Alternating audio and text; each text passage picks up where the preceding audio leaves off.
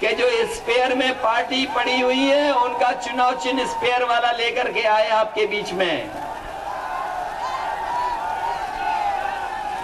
कम से कम स्पेयर वालों का तो इस बार हिसाब किताब आप लोग कर देना।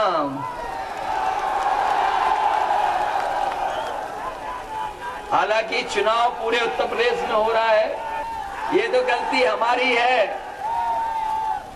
कि हम इटावा कम आए।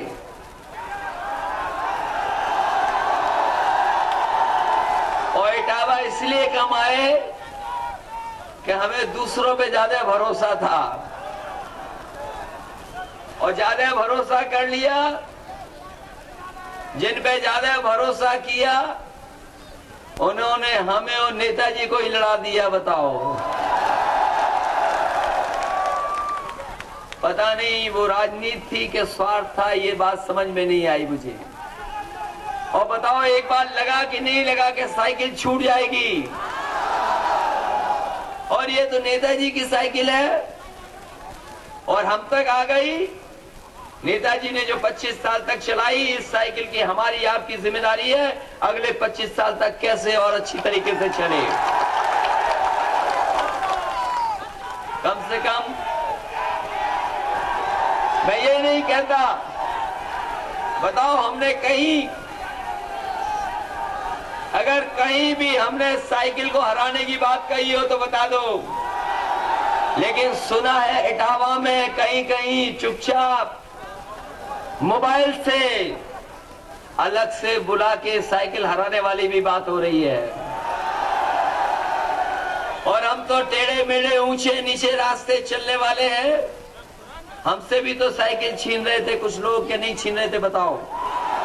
तो कम से कम हम इटावा वालों से कहना चाहते हैं कि जो साइकिल बची है ये आगे आने वाले सभा में, विधानसभा में भी पहुंचे, क्योंकि वो सब रणनीति अपनाएंगे जो अपना सकते हैं। कौन कहता है ये धर्म की लड़ाई है? कौन कहता है ये धर्म की लड़ाई है? अगर धर्म की लड़ाई है तो अधर्म करने वाले कभी नहीं जीते। आप पन्ने उठा करके देख लेना, जिन्होंने रास्ता गलत अपनाया वो कभी नहीं जीते। और फिर तो हमने सुना है कि यहाँ पे नई पार्टी भी बनने जा रही है। ये आरोप तो हम पे लगता था कि हम नई पार्टी बनाने जा रहे हैं।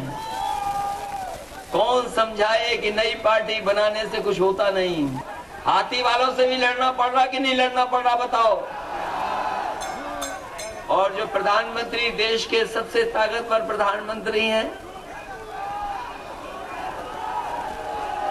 जो सबसे ताकतवर प्रधानमंत्री हैं, वो भी अब देश विदेश की सब राजनीति छोड़ करके थाने वाली राजनीति करने लगे।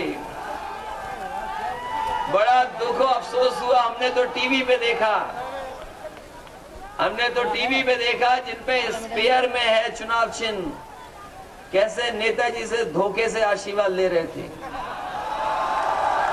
बताओ, देखा कि नहीं देखा? धोखे से आशीर्वाद ले रहे थे।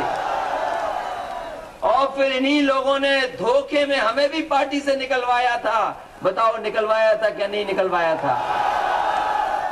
कम से कम ये चुनाव में तो हिसाब किताब कर दो, हमारी मदद कर दो इस चुनाव में। एक तरफ तो वो लोग थे जो हमें भी राजनीति से बाहर करना चाहते थे। मान लो हमारे साथ विधायक न होते, सोचो हमारे साथ अगर विधायक न होते, सोचो आप लोग न होते हमारे साथ, और पार्टी के लोगों ने अगर सहयोग न किया होता, तो बताओ कौन सा राजनीति का रास्ता ढूंढता मैं। इन लोगों ने साजिश की, षड्यंत्र किया, और जब षड्यंत्र का पर्दाफाश हो गया तो क्या बताते हैं कि हमें विरासत में कुछ नहीं मिला। ये किसकी तकदीर में क्या लिखा है कोई नहीं जानता। ये मैंने नहीं तय किया था कि मुझे जन्म किस जगह लेना है, ये मैंने नहीं तय किया। और अगर इस राजनीति के परिवार में यहाँ पर मुझे जन्म लेने का मौका मिला, और फिर नेताजी ने अगर मुझे राजनीति में आगे बढ़ाया, तो मेरी भी जिम्मेदारी ये बनती थी कि नेताजी के खिलाफ और पार्टी के खिलाफ अगर कोई साजिश करेगा तो उसको बर्दाश्त हम किसी कीमत में नहीं कर सकते।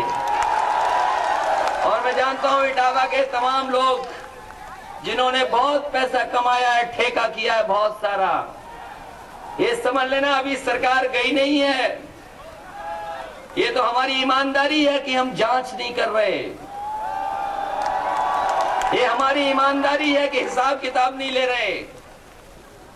और अगर कोई शिकायत लिख करके हमें दे देगा तो बताओ किस किस की जांच होगी और कहां तक जांच पहुंचेगी। और हम तो किसी परिणाम की चिंता नहीं करते, क्योंकि लाइन सफारी में शेर भी हम लोगों ने ही पाल लिए हैं। और फिर अगर कोई खिलाड़ी किसी और खेल का है तो हम भी फुटबॉल के खिलाड़ी हैं। और फिर राजनीति का कोई भरोसा नहीं।